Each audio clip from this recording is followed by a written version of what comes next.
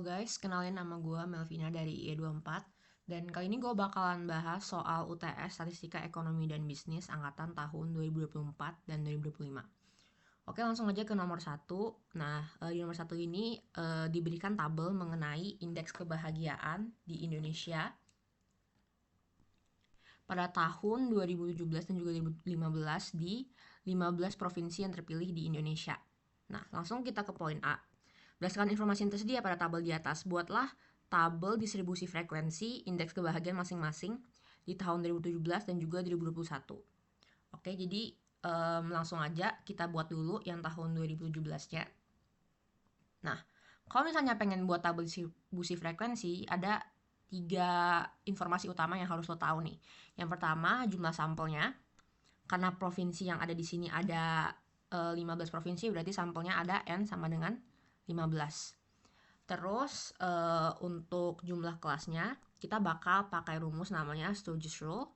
Nah, ini K untuk jumlah kelas bisa dicari dengan 1 ditambah 3,3 log N. Nah, langsung aja kalian cari di kalkulator. Jawabannya adalah 4,88. Nah, tapi biar dibulatin aja, jadi kita dapetin jumlah kelasnya ada 5 kelas. Nah, terus kita juga bisa cari lebar kelasnya ini berapa. Nah, rumusnya adalah X-max alias jumlah data yang paling besar, yakni sebesar 73,77 kalau berdasarkan tabel, dikurangi X-min atau jumlah data yang paling kecil. Kalau berdasarkan tabel 2017 ada di 67,52. Dibagi jumlah kelas yang udah kita temuin tadi ada 5. Jadi 73,77 dikurang 67,52 dibagi 5 sama dengan 1,25. Langsung aja kita bikin tabelnya. Untuk kelas pertama dari data yang terkecil 67,52 ditambah 1,25, jadi 67,52 sampai 68,77. Terus untuk di kelas yang kedua dari 68,77 ditambah 70,02 ditambah 1,25 sampai 70,02. Terus dari 70,02 untuk kelas ketiga ditambah 1,25 sampai 71,27.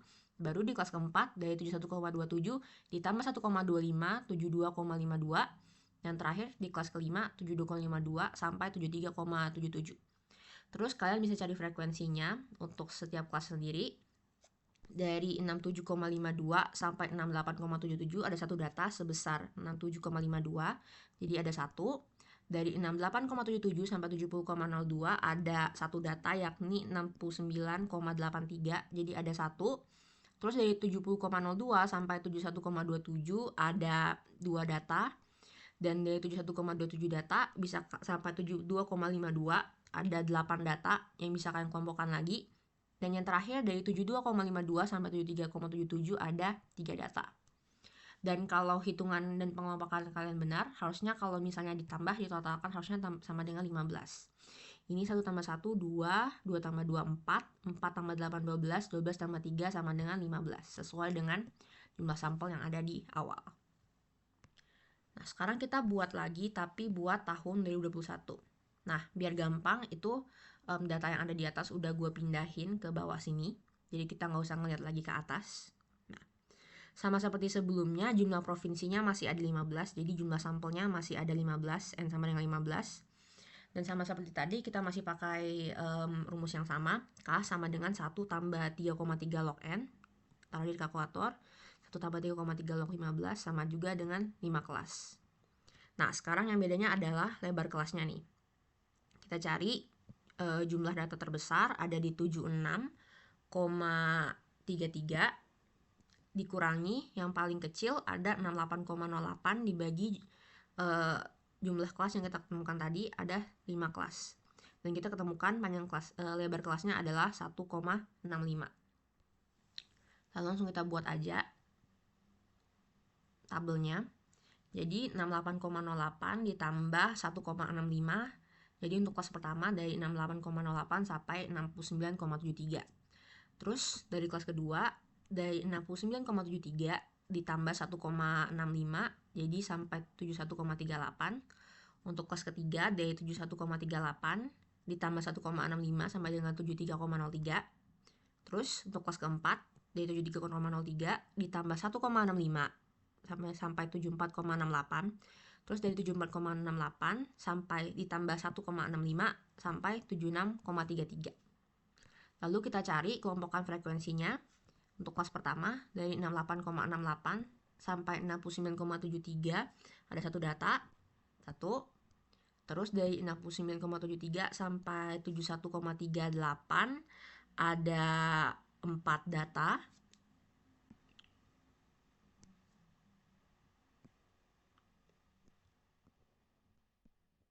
Ada 4. Terus dari 71,38 sampai 73,3 juga ada 4 data yang bisa dikelompokkan dari sini. Dari 73,03 sampai 74,68 ada 2 data. Dan dari 74,08 sampai 76,33 ada 4 data. Dan kalau benar, kalau ditotalin harus ada 15 totalnya. 1 tambah 4, 5, 5 tambah 4, 9, 9 tambah 2, 11, 11 tambah 4 sama dengan 15. Jadi itu untuk soal poin A. Sekarang kita move on ke poin B, yakni disuruh buat hitung standar deviasi indeks kebahagiaan masing-masing di tahun 2017 dan juga 2021. Nah, buat standar deviasi indeks kebahagiaan, nah ini kayaknya rumusnya ada juga tuh di bagian lampiran dari soalnya, standar deviasi. Jadi caranya adalah kita kurangin dulu jumlah setiap datanya dengan jumlah rata-rata dari sampelnya, baru kita kuadratkan, terus dibagi N-1 baru diakarin gitu. Jadi yang pertama harus kita lakukan adalah kita harus cari dulu nilai rata-rata sampelnya berapa, aka di X bar. Caranya adalah semua data di sini kita tambahin dan kita bagi dengan jumlah datanya. Jadi 71,96 tambah 72,43 terus dan terusnya sampai 67,52 dan dibagi dengan data yang ada 15. Nah, hasilnya kita dapatkan 71,64. Nah, baru kita cari pertama standar deviasi untuk tahun 2017. Jadi karena rata-rata dari 71,64, kita mulai dari data pertama 71,96 dikurang 71,64 baru dikuadratin, ditambah 72,43 dikurang 71,64 dikuadratin, dan seterusnya sampai yang terakhir 67,52 dikurang 71,64 baru dikuadratkan, baru dibagi. Rumusnya di sini atasnya nih adalah N-1 dibagi jumlah sampel aka 15 dikurangin 1 baru dikuadratin, baru diakar, baru nanti diakarin. Nah, dan dapat kita hasilnya standar deviasi buat tahun 2017 ada 1,55.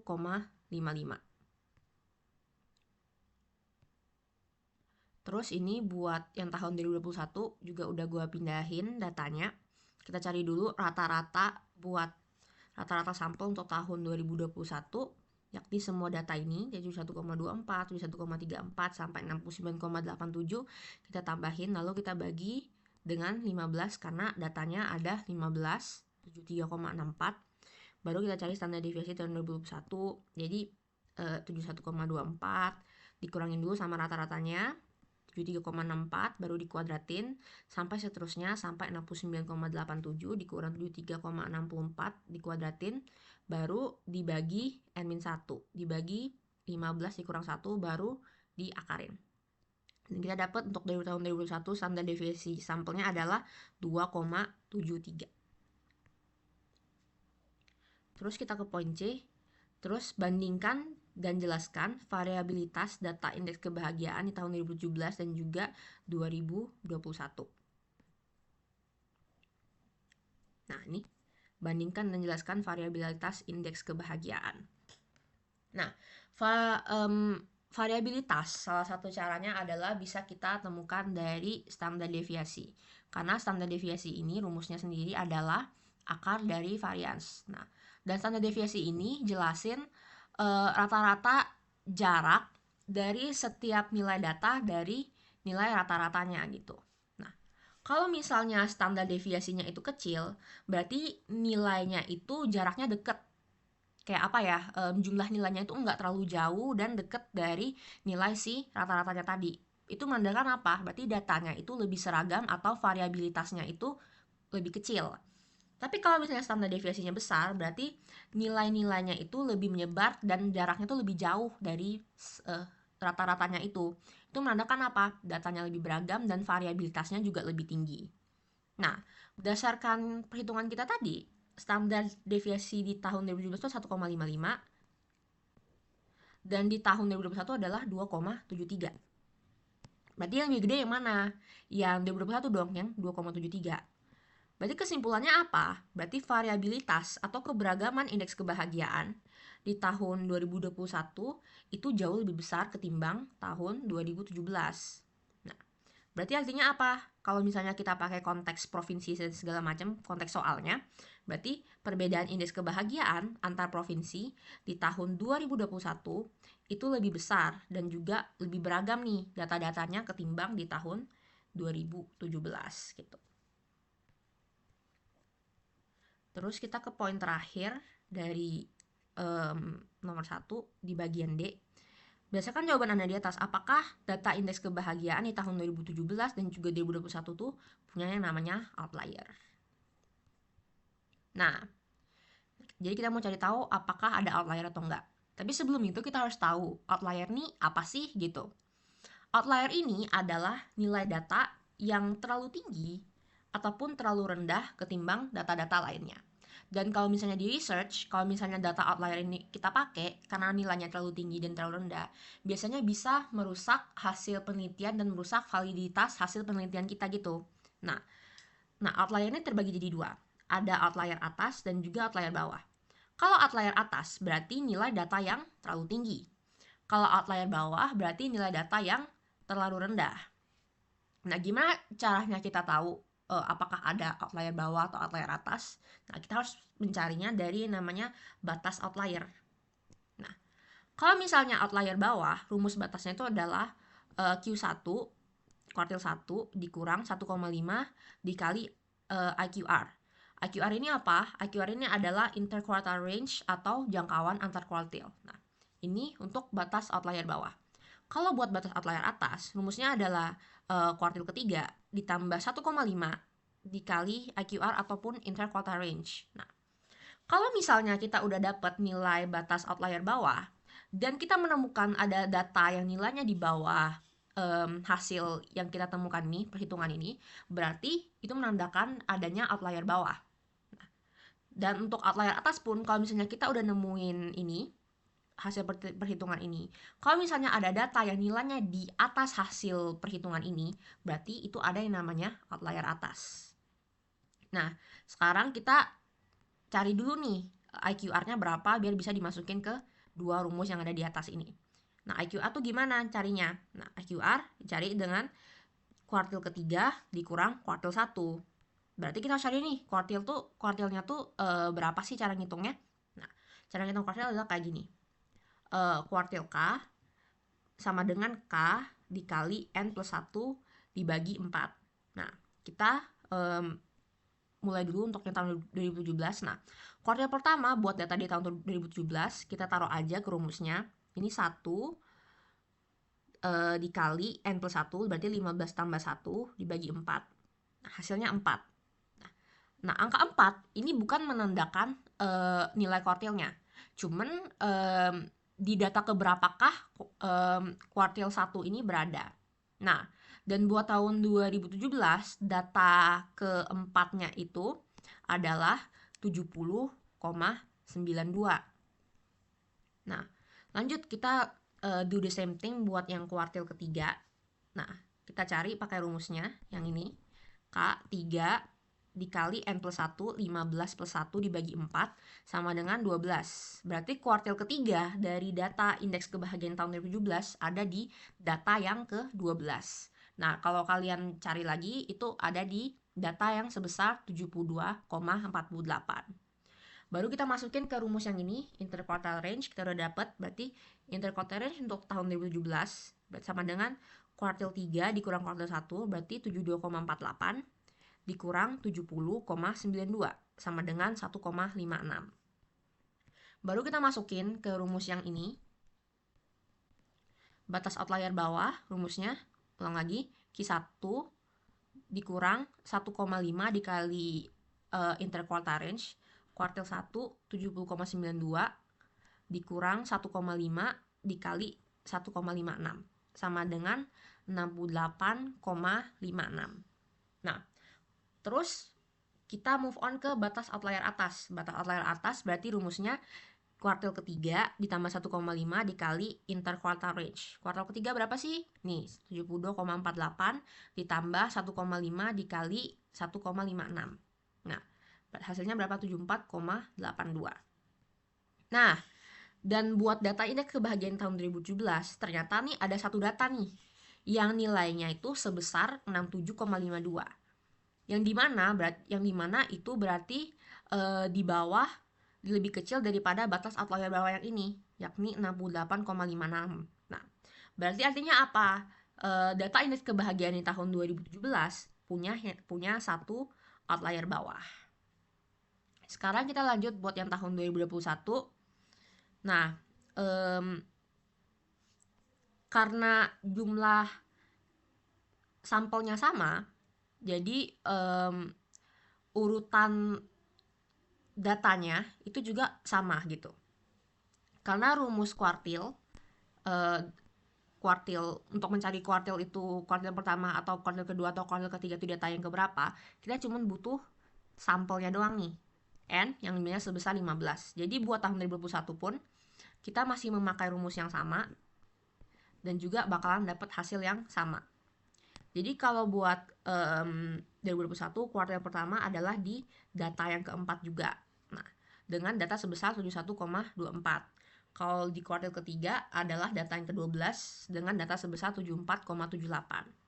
Baru kita cari juga interquartile range buat tahun 2021 adalah Q3 dikurang Q1. Nah, berapa? 74,78 dikurang 71,24 sama dengan 3,54. Baru kita cari batas outlier bawahnya gimana. Itu sama dengan kuartil 1 dikurang 1,5 dikali interquartile range. Berarti kuartil 1 71,24 dikurang 1,5 dikali interquartile range 3,54 sama dengan 65,93. Terus untuk batas outlier atas sama dengan kuartil ketiga ditambah 1,5 dikali interquartile range. Berarti 74,78. Nih, kuartil ketiga ditambah 1,5 dikali 3,54 sama dengan 80,09. Nah, dan kalau kalian lihat lagi ke atas, buat data indeks kebahagiaan tahun 2021, nggak ada satupun data yang lebih kecil daripada ini ataupun yang lebih besar daripada ini. Berarti itu menandakan bahwa data indeks kebahagiaan di tahun 2021 tidak memiliki namanya pencilan atau tidak memiliki outlier. Gitu. Jadi sekarang kita lanjut ke soal nomor 2. Jadi diberikan data nilai UTS dari 30 mahasiswa-mahasiswi di kelas matkul Statek BIS semester ganjil tahun 2023 dan juga 2024. Nah, untuk poin A, pertama kita disuruh untuk membuat diagram batangan daun, stem and leaf dari data-data tersebut. Nah, untuk memudahkan kita, jadi buat 30 data tadi udah gue pindahin ke bawah dan juga udah gue urutin nih dari data yang paling kecil yakni 35 ke data yang paling besar ada 88. Nah, buat diagram stem and leaf itu terbagi jadi dua bagian. Nah, untuk bagian sebelah kiri adalah bagian stem alias bagian batang yang menandakan angka puluhan dari setiap data. Nah, kalau buat bagian leaf itu menandakan angka satuan nih dari setiap datanya. Langsung aja contohnya nih, untuk angka pertama ada 35. Jadi buat stemnya kita tulis 3 dan untuk leafnya kita tulis 5. Terus untuk angka 40-an, nah ini ada 4 data nih. Jadinya leafnya ada 4. Nah, jadi untuk pertama buat angka 44, stemnya 4, terus juga leafnya 4. Lanjut buat 45, stemnya 4, leafnya 5. Terus untuk angka 48 ada stemnya 4 dan juga leafnya 8. Dan untuk angka 49 ada stemnya 4 dan juga leafnya 9. Dan seterusnya kita buat untuk data yang 50-an. Terus buat 60-an. terus buat 70-an, dan juga yang terakhir buat 80-an. Nah, kalau misalnya kalian membuat diagram stand and leaf, ini angkanya itu harus berurutan. Jadi contohnya nih, misalnya nih, untuk row terakhir, 81 dan 88 nih. Nah, nggak boleh nih kalau misalnya di sini kalian tulis 8 dulu, baru kalian tulis 1. Jadi, jadi kan kesannya itu kan nggak urutan gitu. Jadi 88 dulu, baru 81. Nah, itu nggak boleh. Jadi dari awal, dari 35 sampai 88, angka 80-an diangkat di row terakhir pun semuanya harus berurutan. Lanjut, kita ke poin yang B. Diminta buat cari nilai minimum, nilai maksimum, nilai rata-rata ataupun median, dan juga nilai modusnya. Nah, berdasarkan data yang udah kita cari tadi, bisa kita lihat jelas kalau misalnya data terkecil atau nilai terkecilnya adalah 35, dan juga nilai terbesar itu adalah 88. Jadi udah kita ketemu X min-nya sama dengan 35 dan X max-nya sama dengan 88. Lalu lanjut kita cari mean nih. Mean itu adalah apa? Nilai rata-rata.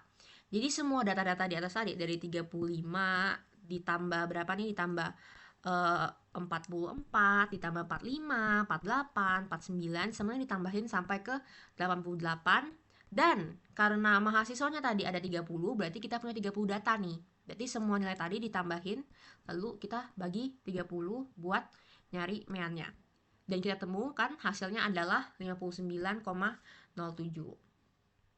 Lanjut, kita diminta buat mencari median. Nah, median ini juga sama dengan kuartil yang kedua.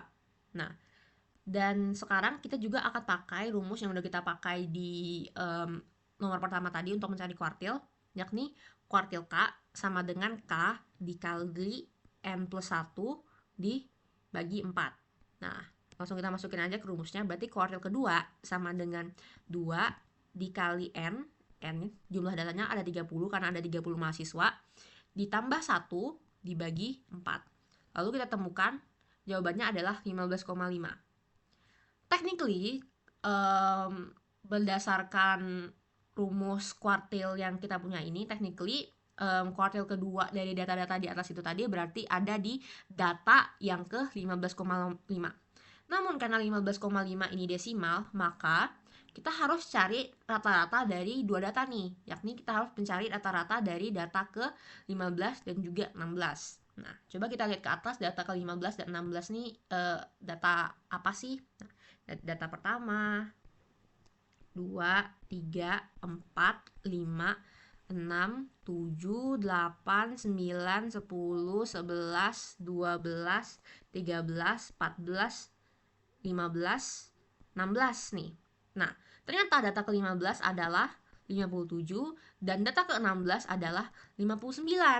Jadi, kita cari-cari nih rata-rata dari data ke-15, 16, yang ini kita cari rata-rata dari 57 dan juga 59. Berarti 57 ditambah 59 dibagi 2, kita dapat sama dengan 58. Jadi, berdasarkan perhitungan di atas kita temu bahwa mediannya itu adalah 58. Nah, terus kita juga diminta buat mencari modus. Nah, modus ini apa nih? Modus ini adalah data yang paling banyak munculnya. Nah, berdasarkan data-data di atas ini, data yang paling banyak muncul adalah 56, karena ada 3 nih. 1, 2, 3, dan 61, karena ini juga ada 3. 1, 2, 3. Jadi, buat modusnya adalah 56 dan juga 61. Terus kita lihat poin C. Nah, untuk poin C kita disuruh buat cari nilai dari range, jarak, kuartil 1, kuartil 2, kuartil 3, dan juga jangkauan antar kuartil ataupun interkuartil range-nya. Nah, pertama kita cari nilai range-nya dulu. Rumus range ini apa? Rumus range ini adalah data yang terbesar, X max, dikurangi X min, data yang terkecil.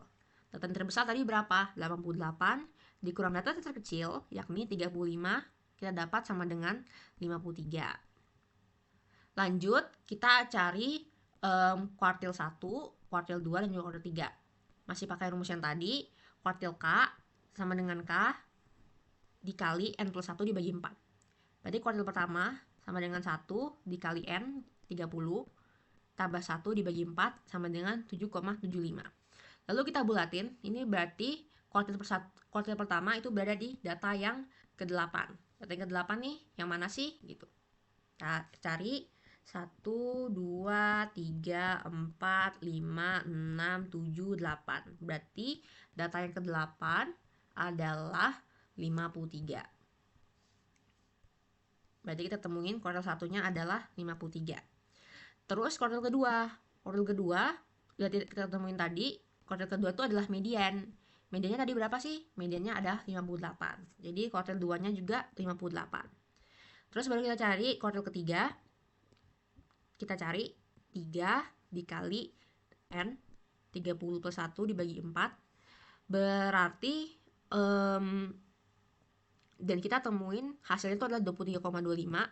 Tapi kita bulatin aja nih ke bawah. Berarti kuartil ketiga itu berada di data yang ke-23.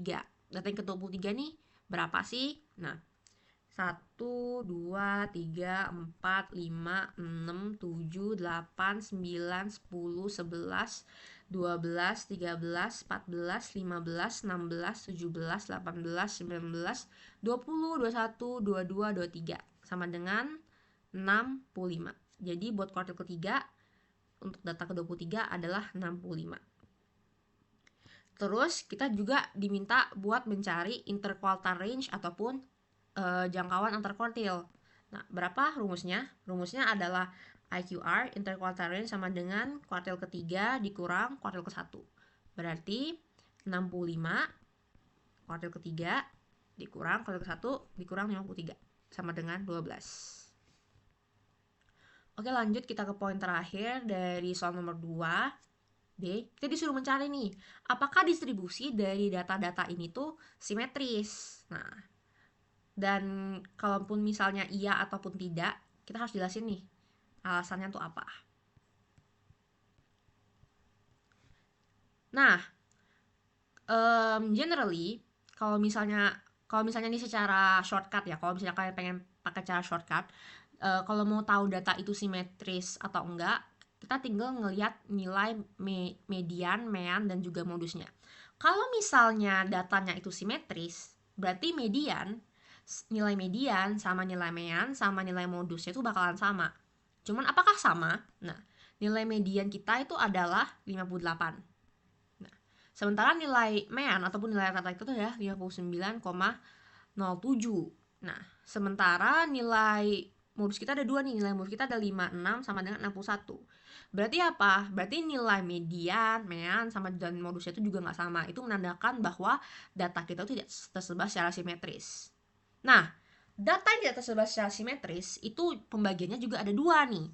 Apakah distribusi yang right skewed, yang ekor kanannya ini lebih panjang, ataupun mungkin left skewed distribution yang ekor kirinya ini malah lebih panjang. Right skewed ini juga bisa dibilang sebagai positive skewed. Kalau left skewed ini bisa dibilang negatively skewed. Nah, langsung kita lihat nih analisisnya. Nah, analisis nomor 1. Nah, bisa kita lihat di sini bahwa nilai mean ataupun nilai rata-ratanya ini lebih tinggi nih daripada nilai mediannya. Nah, menandakan apa? Menandakan median ini kan nilai tengah ya. Nah, nilai tengah. Nah, sementara nilai tengahnya ini cuma 58 nih. Sementara nilai rata-ratanya itu ada 59,07. Berarti nilai rata-rata atau nilai kebanyakan itu berarti lebih tinggi daripada nilai data yang berada di tengah. Nah, menandakan bahwa apa? Distribusi datanya ini lebih condong ke kanan gitu, right? Ataupun positively skewed. Nah, terus kalau misalnya kalian lihat di sini, nah, kebanyakan data tuh berada di angka 50-an dan juga 60-an. Nah, cuman akan tetapi data-data ini tuh memiliki beberapa data yang nilainya itu malah lebih tinggi. Nah, kalau misalnya nilainya tuh lebih tinggi, berarti kan ada di sebelah kanan, ya kan? Nah, ada beberapa data sebanyak 30-an, 40-an. Tapi ada juga beberapa data yang justru lebih tinggi daripada kebanyakan data di angka 50-60, yakni data-data di angka 70, 71, 70, 71, 77, 81, 88. Berarti itu menandakan apa sih? Nah, itu menandakan bahwa persebaran distribusi data di sebelah kanan ataupun ekor data yang sebelah kanan, red tail-nya itu lebih panjang ketimbang yang di sebelah kiri. Nah, berarti kesimpulannya tuh apa? Berdasarkan dua analisis ini. Berarti itu artinya distribusi data nilai UTS statistika ekonomi dan bisnis ini tuh enggak simetris. Karena mediannya nggak sama dengan mean, nggak sama juga dengan modus. Nah, dan berdasarkan analisis ini, datanya itu adalah right ataupun positive is good. Yang satu ini. Oke, sekarang kita lanjut ke soal yang nomor 3. Nah, ini disajikan data konsumsi beberapa barang pokok beserta dengan harga rata-ratanya di tingkat pengecer di suatu kota di tahun 2015, 2020, dan juga 2023. Nah, jadi buat soal pertama yang A, poin A, kita diminta buat menghitung indeks harga Las Perez di tahun 2020 dan juga 2023 masing-masing dengan pakai tahun dasarnya itu adalah di tahun 2015. Nah, langsung kita hitung aja indeks harga Las Perez-nya. Jadi berdasarkan soal kita dapat bahwa tahun dasarnya itu adalah di tahun 2015. Dan rumus indeks harga Las Perez adalah sigma dari harga tahun yang dicari dikali dengan jumlah barang di tahun dasar dibagi sigma dari harga barang di tahun dasar sama jumlah barang yang ada di tahun dasar dikali 100. Jadi pertama kita cari dulu untuk tahun 2020. Jadi buat tahun 2020 kalau di soal berarti 13.000 dikali 116 ditambah 15.000 kali 95 ditambah 26.500 kali 60 ditambah 18.000 kali 50 ditambah 125.000 kali 10 ditambah lagi 32.000 dikali 12 baru dibagi lagi sama harga di tahun 2015 berarti 100.000 kali 116, 12.000 kali 95 sampai 30 ditambah 30.000 dikali 12. Nah, jadi kalau hitung di kalkulator terus dikali 100 kita bakal mendapatkan hasilnya untuk indeks Las Perez tahun 2020 sebesar 123. Terus sekarang kita cari buat yang tahun 2023. Nah, buat tahun 2023 berarti sigma dari harga di tahun 2023 dikali kuantitas di tahun 2015 dibagi sigma dari harga di tahun 2015 atau tahun dasar dikali dengan jumlah barang di tahun 2015 dikali 100. Berarti kalau lihat soalnya ini 15.000 dikali 116 ditambah 17.000 kali 95 ditambah 30.000 kali 60 ditambah 19.500 dikali 50 ditambah 140.000 dikali 10 ditambah 34.000 dikali 12 baru dibagi sama kuantitas di tahun 2015 dikali harga tahun 2015 berarti ini dikali ini dibagi kali ini seterusnya sampai dibagi 12 dikali 30.000. Baru selanjutnya berdasarkan rumus baru kita kali 100. Jadi kita dapat indeks Las Perez di tahun 2023 itu adalah 138,35 gitu. Terus lanjut kita ke poin B. Di poin B juga masih sama, kita masih diminta buat menghitung indeks harga di tahun 2020 dan juga 2023 dengan menggunakan tahun dasar 2015. Tapi kali ini kita diminta buat menghitung indeks harga pasce. Nah, bedanya pasce sama Las Perez ini apa sih? Nah, kalau misalnya indeks Las Perez itu menggunakan jumlah barang di tahun dasar, kalau pasce menggunakan jumlah barang yang ada di tahun yang dicari nih. Nah, jadi kita cari dulu buat yang indeks pasce tahun 2020, berarti indeks pasce tahun 2020 berarti sigma dari harga barang tahun 2020 dikali jumlah barang tahun 2020 dibagi sigma dari harga barang tahun 2012 dikali jumlah barang tahun 2020 dikali 100. Berarti kalau soalnya, berarti yang pertama sigma harga barang tahun 2020 dikali jumlah barang tahun 2020 berarti 13.000 ke 120 ditambah 15.000 ke 110 ditambah 26.000 17.500 dikali 75 ditambah 18.000 dikali 70 ditambah 125.000 kali 12 ditambah lagi 32.000 dikali 19. Baru dibagi sama harga barang di tahun 2015 dikali jumlah barang di tahun 2020. Berarti 10.000 dikali 120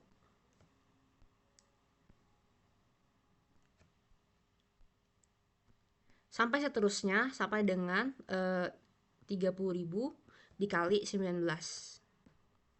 Baru kalau udah dapet hasilnya berdasarkan rumusnya kita kali lagi dengan 100 dan kita dapat indeks pasca di tahun 2020 adalah 122,52.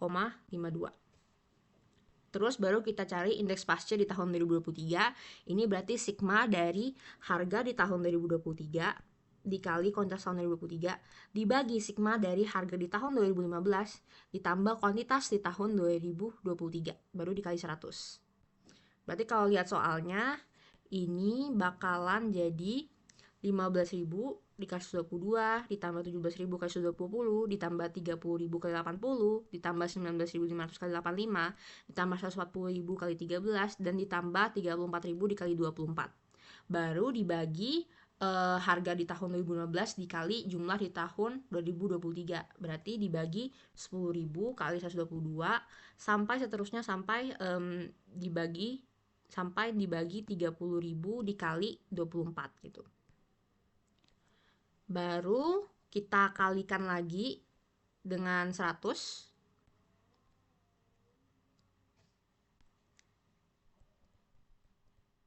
Dan kita bakal dapat indeks pasca di tahun 2023 sebesar 136,85 gitu. Terus sekarang kita ke poin C. Ke poin C kita diminta buat mencari gaji per bulan yang real. Gaji real ini apa sih? Gaji yang nilai sebenarnya yang tidak dipengaruhi oleh yang namanya faktor inflasi. Nah, kita mencari gaji per bulan real kepala rumah tangga pada tahun 2020 dan juga 2023 berdasarkan indeks harga Las Peres dengan tahun dasar 2015. Nah, rumusnya gimana sih? Rumusnya itu adalah kalau mau mencari gaji real di tahun tersebut adalah kita mencari gaji nominal di tahun tersebut dibagi dengan indeks Las Peres di tahun tersebut dibagi dengan 100 gitu. Nah, terus info gaji nominalnya di mana nih? Info gaji nominalnya itu terdapat di bagian sini. Nah, gaji nominal itu adalah gaji yang sudah disesuaikan dengan inflasi ataupun gaji yang tertulis gitu. Jadi di tahun 2020, kepala rumah tangga A ini punya gaji real sebesar 4 juta. Gaji nominal, maaf. Punya gaji nominal sebesar 4 juta per bulan. Dan untuk tahun 2023, kepala rumah tangga A ini punya gaji nominal sebesar 6,5 juta per bulannya.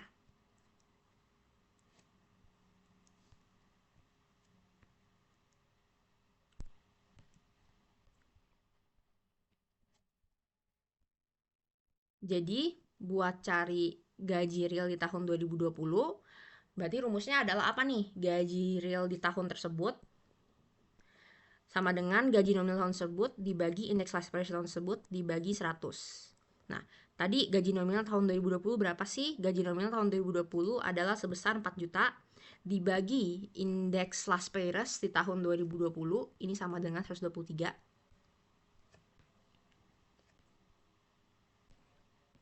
Nah, dibagi 123 dibagi 100. Nah, kita bakal dapatkan gaji real kepala rumah tangga A di tahun 2020 adalah sebesar 3.252.032 rupiah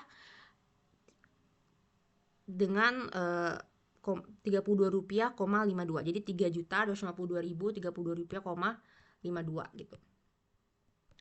Terus ya lanjutkan kita hitung yang sama buat tahun 2023. Gaji real di tahun yang dicari sama dengan gaji nominal di tahun yang dicari dibagi indeks Las Peres di tahun yang dicari dibagi 100. Jadi kita cari gaji real ini di tahun 2023 harusnya.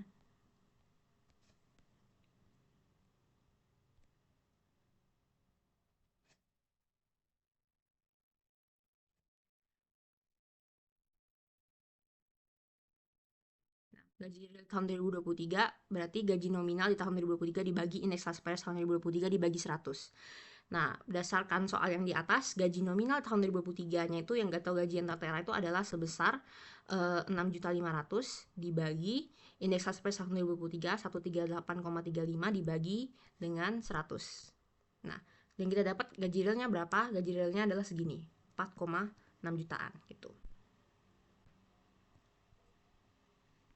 Terus lanjut nih, hitunglah pertumbuhan gaji per bulan kepala rumah tangga A antara tahun 2020 dan 2023 baik secara gaji nominal maupun gaji real. Dan kita juga harus memberikan analisis singkat dari perhitungan kita itu. Nah, sekarang gimana caranya mencari pertumbuhan gaji real dan juga nominal?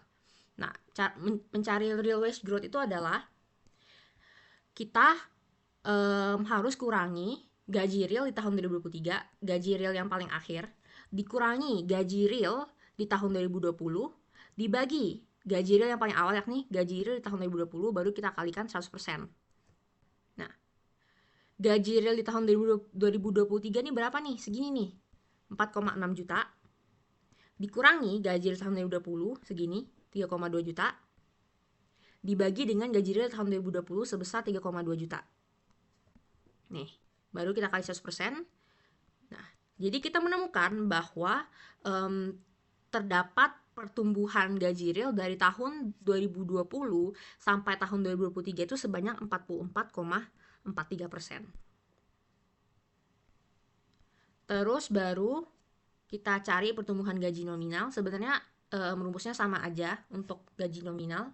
Kita tinggal cari nominal wage di tahun 2023 dikurangi nominal wage tahun 2020 dibagi nominal wage di tahun 2020 dikali 100%. Nominal wage tahun 2023 berapa? 6,5 juta.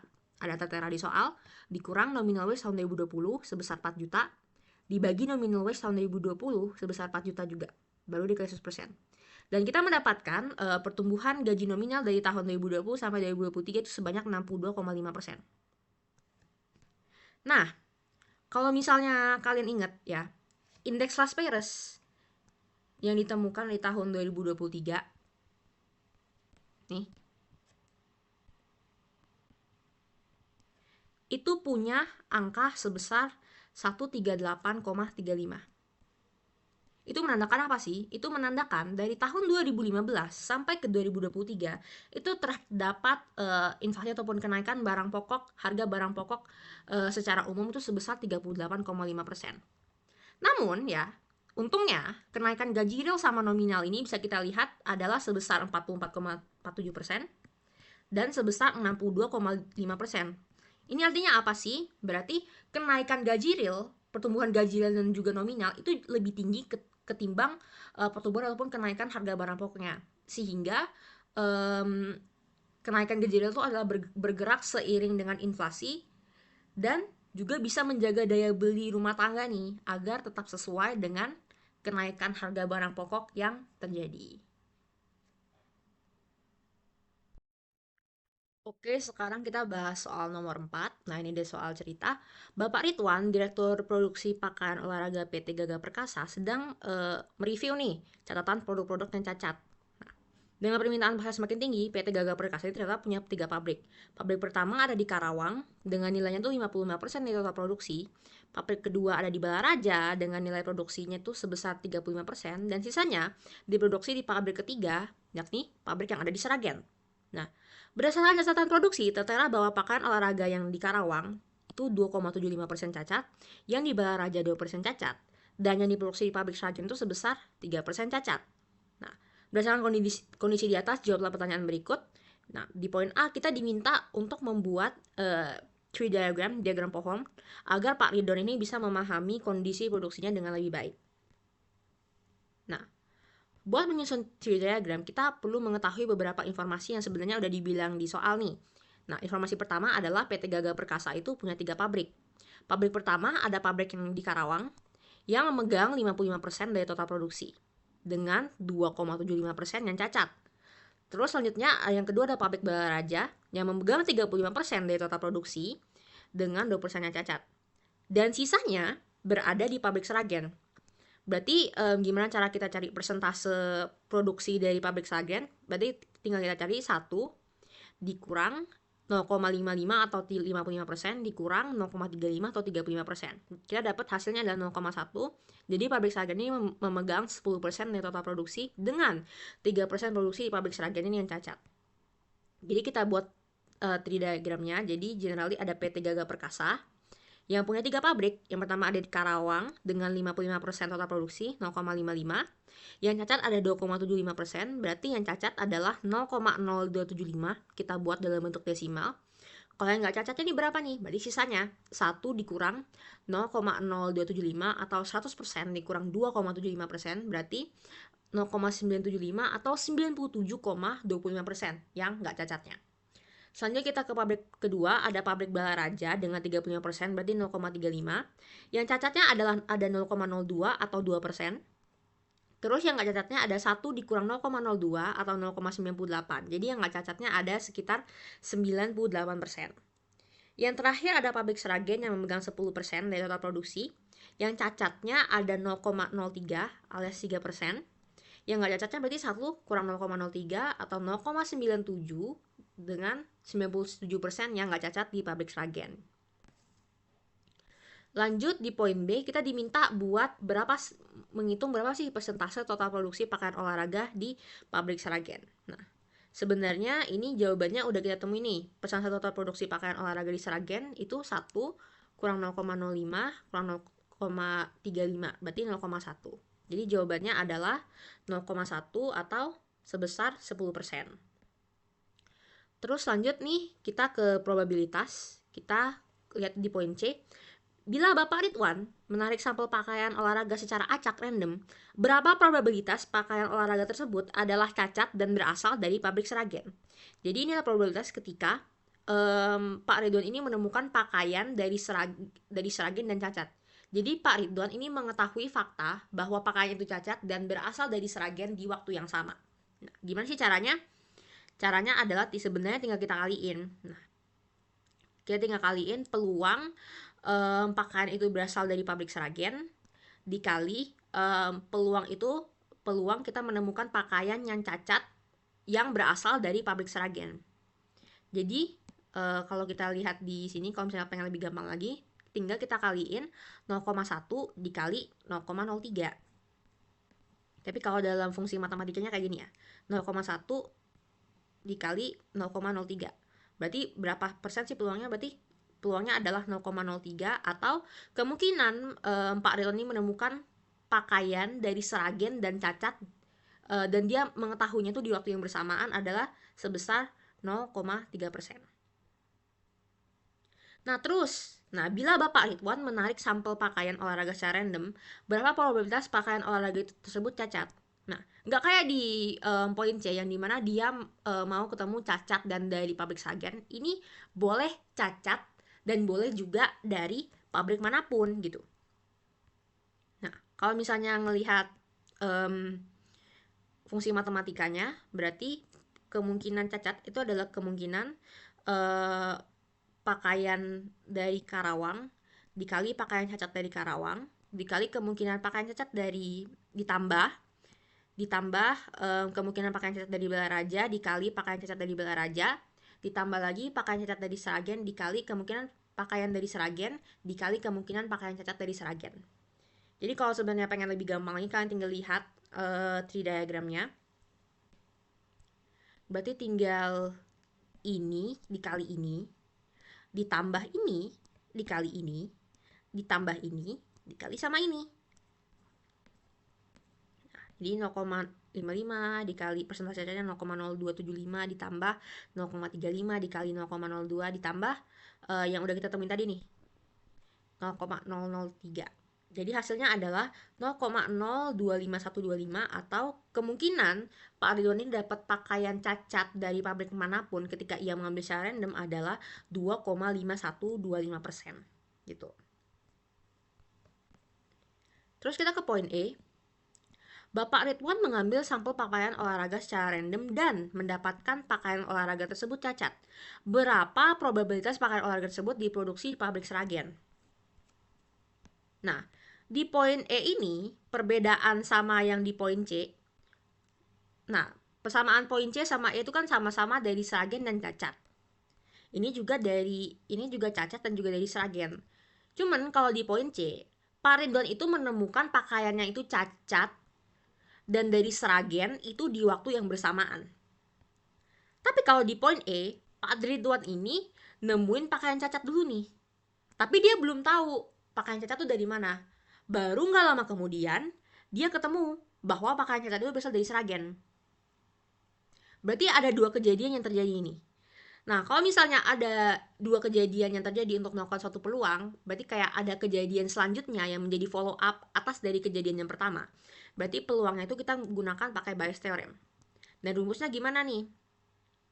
Rumusnya adalah peluang Pak Ridwan menemukan pakaian cacat yang berasal dari Sragen yang di poin C, ini hasil yang ada di poin C tadi, dibagi peluang Pak Ridwan menemukan pakaian cacat secara general. Jadi perhitungan di poin E itu adalah yang ini, poin C dibagi dengan hasil perhitungan di poin D. Berapa hasilnya? Hasilnya adalah 0,003 dibagi 0,025125 sama dengan 0,1194. Sama dengan 11,94%. Jadi kemungkinan Pak Ridwan menemukan pakaian cacat dan menemukan fakta bahwa pakaian cacat dari Sragen adalah 11,94%. Terus lanjut kita ke poin terakhir di nomor 4. Berdasarkan data tersebut, jadi pabrik mana nih yang harus kita tanganin dulu nih? Yang paling mendesak urgent. Jadi kita harus melakukan perhitungan dan kita juga harus jelasin nih kenapa harus begini gitu. Nah, ini perhitungan gue. Nah, untuk menemukan pabrik mana yang harus dapat penanganan produksi terlebih dahulu. Nah, let's say kita asumsi ini total produksi di PT Gaga Perkasa itu ada 100.000 pieces, maaf. Ini salah. Nah, terdapat 100.000 pieces. Nah, pertama kita mau ngitung nih jumlah produksi di setiap pabrik. Kita tahu bahwa Karawang itu memegang 55% dari total produksi. Jadi 55% dikali 100.000 sama dengan 55.000. Dan Balaraja memegang 35%, 35% dikali 100.000 sama dengan 35.000. Terus untuk Sragen 10% memegang 10% dikali 100.000 sama dengan 10.000. Terus dari jumlah produksi setiap pabrik yang udah kita temukan ini, kita harus cari nih berapa sih produksi yang cacat di setiap pabrik. Nah, persentase produksi cacat di Karawang itu ada 2,75%. Jadi 55.000 dikali 2,75%, ditemukanlah ada 1.512,5 barang cacat, atau kita bulatinnya jadi 1.513 barang yang cacat nih dari 55.000 ini. Kalau buat di Balaraja dari 35.000, karena persentase cacatnya adalah 2%, jadi terdapat 700 barang cacat nih dari 35.000 barang yang diproduksi di pabrik Balaraja. Terus yang terakhir di pabrik Sragen. Nah, dari 10.000 barang cacat, terdapat 10.000 barang yang diproduksi di Sragen, terdapat 300 barang cacat. Karena persentase produksi cacat di pabrik Sragen ini adalah 3%. Terus kita totalin nih semua yang kita dapat di sini. Jadi total jumlah produksi yang cacatnya ada 1.513 yang dari Karawang, ditambah 700 yang dari Balaraja, ditambah 300 yang dari Sragen.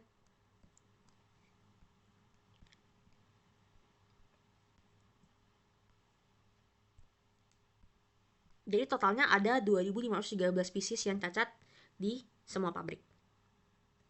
Terus, nah kita mau nyari nih persentase proporsi produksi cacat dari setiap pabrik nih. Jadi kayak dari 2.513 ini, pabrik mana sih yang memberikan proporsi atau pembagian barang cacat yang paling besar dari semua ini. Jadi kita cari pertama untuk yang Karawang. Itu perhitungannya ada 1.513 atau jumlah barang cacat yang ada di Karawang dibagi jumlah total barang cacat. Jadi 1.513 dibagi 2.513 dikali 100%. Ternyata jawabannya adalah 60,2% total barang cacat berasal dari pabrik Karawang. Lanjut buat Balaraja, 700 dibagi total barang cacatnya nih, 2.513 dikali 100%. Jadi 27,9% barang cacat itu berasal dari pabrik Balaraja.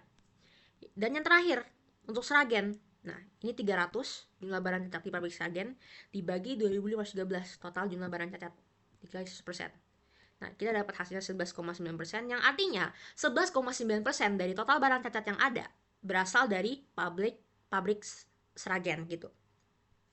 Nah, dan menurut gue, berdasarkan perhitungan yang ada di atas, pabrik yang harus diatasi terlebih dahulu ini merupakan pabrik Karawang. Karena kenapa? Karena pabrik Karawang ini memberikan kontribusi produksi cacat terbesar, yakni sebesar 60,2%. Nah, jadi apabila masalah di pabrik Karawang teratasi, kita bisa menghilangkan produksi cacat itu sebesar 1.513 produksi cacat.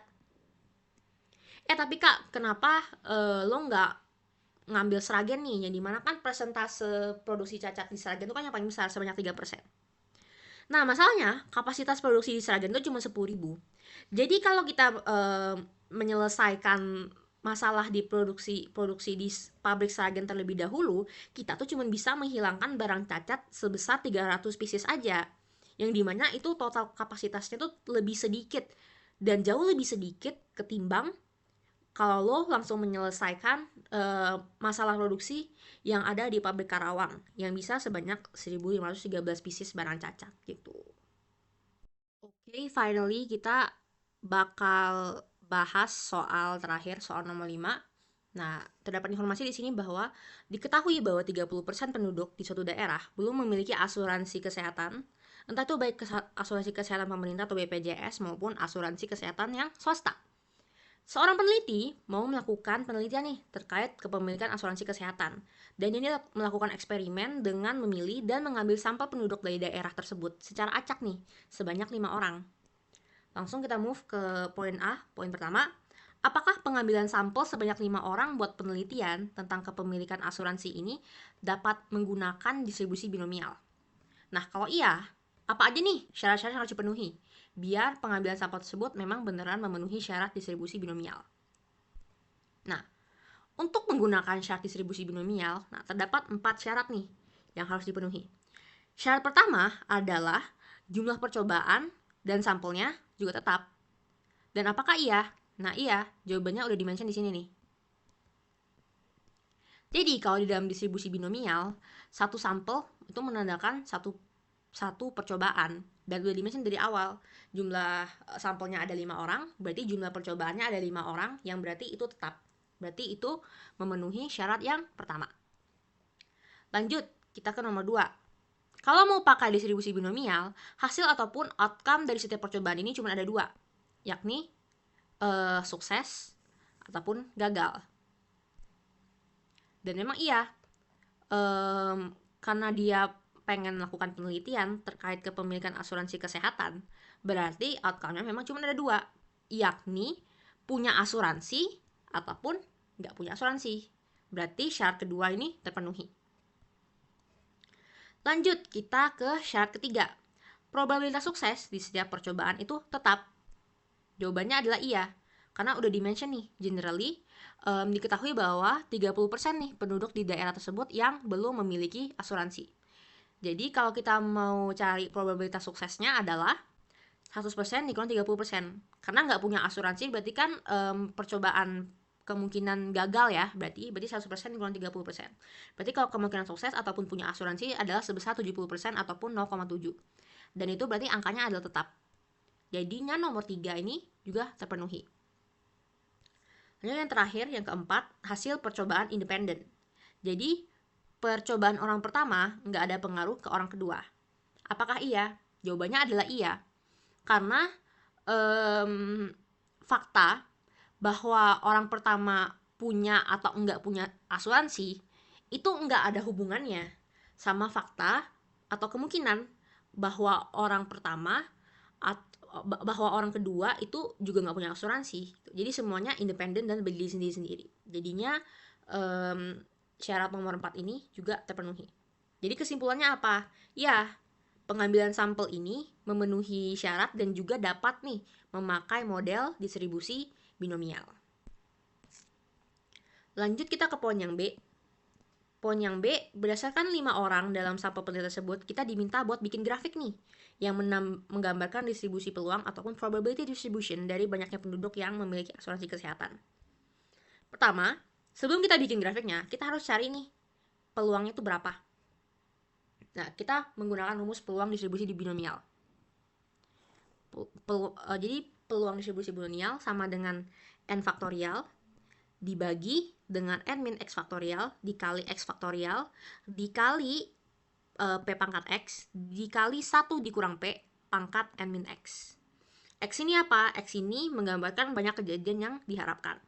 Kalau N ini menggambarkan banyak percobaan secara general ataupun banyak sampelnya.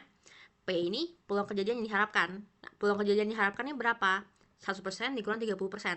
Karena 30% ini adalah persentase penduduk yang tidak punya asuransi. Jadi jawabannya 70% atau kita ubah aja dalam bentuk desimal yakni 0,7. Kalau N-nya sama dengan 5 karena ada 5 sampel yang menandakan ada 5 percobaan. Sekarang kita hitung nih peluangnya. Sekarang kita hitung pertama peluang untuk X sama dengan 0. Berarti itu artinya apa? Dari 5 sampel, gak ada nih satupun orang yang punya asuransi. Peluangnya berapa nih? Kita isi, kita plug in ke rumusnya. 5 faktorial atau n faktorial dibagi 5 dikurang 0 faktorial dikali 0 faktorial dikali 0,7 pangkat 0 dikali 1 dikurang 0,7 pangkat n min x alias atau 5 kurang 0. Jawabannya adalah 0,00243. Lalu lanjut untuk x sama dengan 1 nih. Berarti itu menandakan apa? Ada satu orang yang punya asuransi. Langsung kita masukin aja ke rumusnya. 5 faktorial dibagi 5 dikurang 1 faktorial dikali 1 faktorial dikali 0,7 pangkat 1 dikali 1 dikurang 0,7 pangkat 5 dikurang 1 sama dengan 0,02835. Lalu kita hitung lagi nih untuk X sama dengan 2. Untuk X sama dengan 2 berarti dari 5 sampel berapa nih peluang ada 2 orang yang punya asuransi. Berarti P X sama dengan 2, taruh lagi ke rumus 5 faktorial dibagi 5 dikurang 2 faktorial dikali 2 faktorial dikali 0,7 pangkat 2 dikali 1 dikurang 0,7 pangkat 5 dikurang 2 sama dengan 0,1323. Baru untuk X sama dengan 3. Nah, itu menandakan dari 5 sampel yang ada, berapa nih peluang ada 3 orang yang punya asuransi. Berarti kita taruh aja di rumus, 5 faktorial, dibagi 5 dikurang 3 faktorial, dikali 3 faktorial, dikali 0,7 pangkat 3, dikali 1 kurang 0,7 pangkat 5 dikurang 3, dikali 0, jadi 5 faktorial, dibagi 5 dikurang 3 faktorial, dikali 3 faktorial, dikali 0,7 pangkat 3, dikali 1 dikurang 0,7 pangkat n kurang x, yakni 5 kurang 3. Hasilnya adalah 0,3087.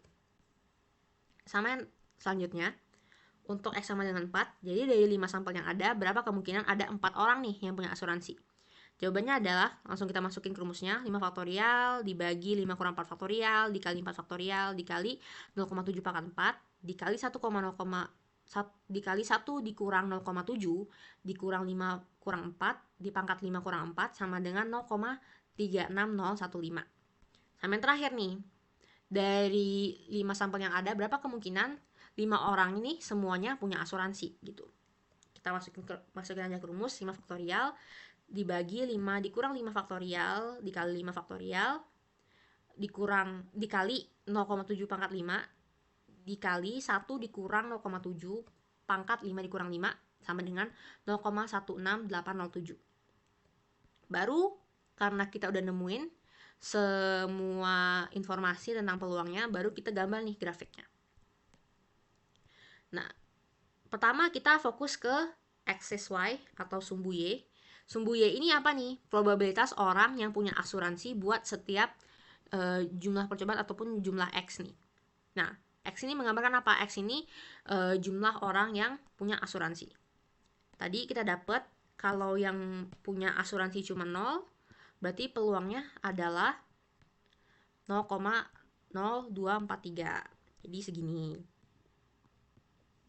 Kalau yang punya asuransi cuma 1, berarti segini, 0,02835. Nah, begini. Baru kalau yang punya asuransi cuma 2, berarti 0,13230. Nih.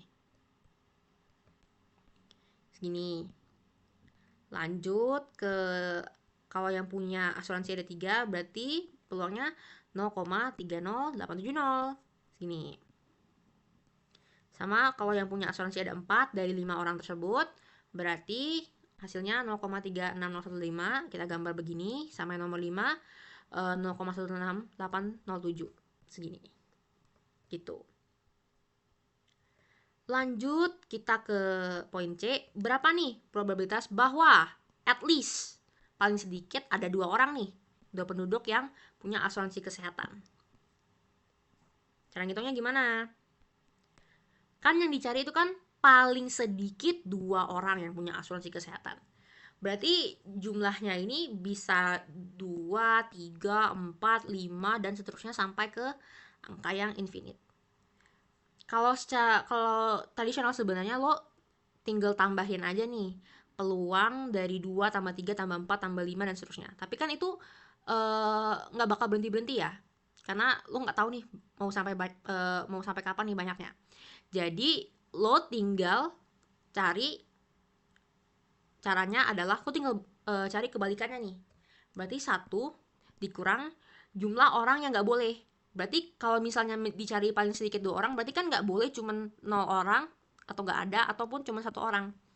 Berarti lo tinggal kurangin 1 dikurang peluang cuman ada 0 dari 5, 0,0243 ditambah peluang cuman ada 1 orang nih, 0,02835. Kita tambahin ini dapat 0,03708. 1 dikurang 0,03708 adalah 0,96922. Berarti apa nih? Berarti peluang paling sedikit 2 orang punya asuransi kesehatan adalah 96,92%. Gitu.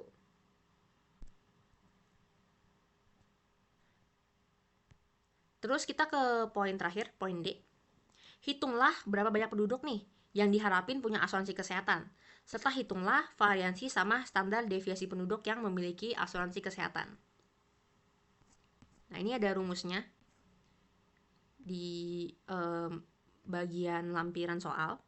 Nah, jumlah yang diharapkan ini menggambarkan apa? Jumlah yang diharapkan berarti expected value atau mean ataupun rata-rata populasi. Nah, ini rumusnya nih yang ada di bagian belakang soal. Berarti tinggal kalian cari adalah N dikali dengan P, jumlah peluang berhasilnya gitu. N-nya adalah 5 sama P-nya adalah 0,7. Jadi dapat adalah 3,5. Nah, 3,5 ini berarti itu interpretasinya gimana sih? Berarti dalam setiap 5 orang penduduk atau 5 orang sampel tadi diharapkan ada 3 sampai 4 orang penduduk yang punya asuransi kesehatan. Nah, makanya kalau kalian lihat di sini, dari semua peluang-peluang yang ada di sini, peluang yang paling besar terjadi dari 5 orang, paling besar kemungkinan itu ada 3 atau 4 orang yang punya asuransi kesehatan dari 5 orang ini gitu. Makanya yang diharapkan adalah sebesar 3,5 atau at least 3 atau 4 orang. Dan terbukti di sini yang paling besar peluangnya itu adalah ketika yang punya ada 3 orang atau yang punya ada 4 orang gitu. Lanjut, sekarang kita diminta mencari varians. Nah, ini juga nih rumusnya di bagian lampiran. Rumusnya adalah N dikali P dikali 1 min P. N kali P berapa nih? Nih, 3,5. 3,5 dikali 1 dikurang P. Duh, maaf nih. Salah nih. Harusnya dikali 1 kurang 0,7.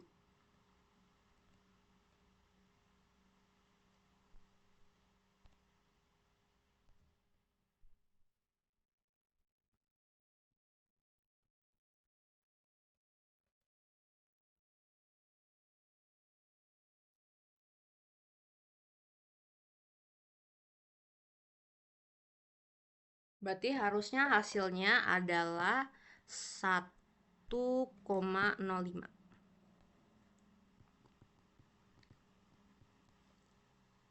Baru selanjutnya kita diminta buat nyari standar deviasi. Standar deviasi rumusnya apa? Standar deviasi adalah akarnya dari varians. Berarti kita tinggal nyari nih akar dari 1,05. Berapa akar dari 1,05?